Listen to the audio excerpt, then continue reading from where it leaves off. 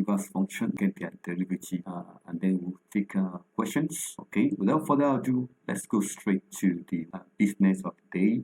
The first one, if y is equal to arc sin x, okay, we want to get the derivative of inverse functions for sin x. Okay, what we do here to get the derivative, step one, take sin of both sides. So we're going to have sin y equal to x, okay, and we can write this as x equal to sin y. Then now differentiate the x function with respect to y. That will give us what? That will give us cos y. Okay, then that will take us to identity. We're going to use this identity. 1 cos square y plus sin square y is equal to 1. Okay, that's a trig identity. Then we can make this one as a subject, and that will be equal to 1 minus sin square y. Then take square root of both sides. Then you have this. So that's a cos y. So that's what we're going to do here. Derivative of we're going to substitute the trig identity is 1 minus this. So we're going to have 1 minus this one. Substitute this one. What we have here. On the final note, you can now take the inverse of both sides, and that will give you the y, the x. Take the inverse of both sides. That will be equal to 1 over question 2. We have to find the y dx in x. Let's take the second one to this function.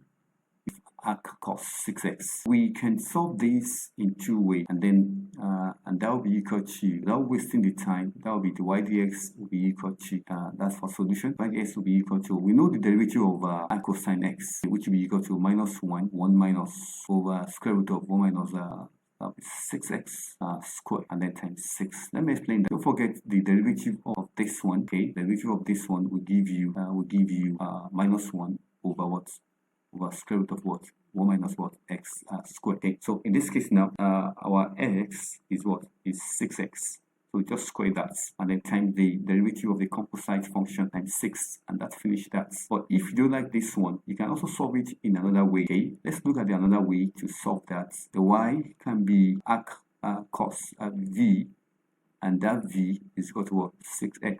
So get your dy dv, which is minus 1 over what? Square root of what? 1 minus v squared, and then you get your dv dx, which is 6. Then you apply the formula, your dy dx will be equal to dy dv times dv dx, and that will give you 6 times minus 1 over, then you now replace the v with 6x, and that will be equal to what? 1 minus 6x squared, and that will give you minus 6 over square root of what? 1 minus 36x squared, and that finished the question. Okay, don't forget to subscribe to the channel, share, like, and subscribe. Drop your comments at the comment section.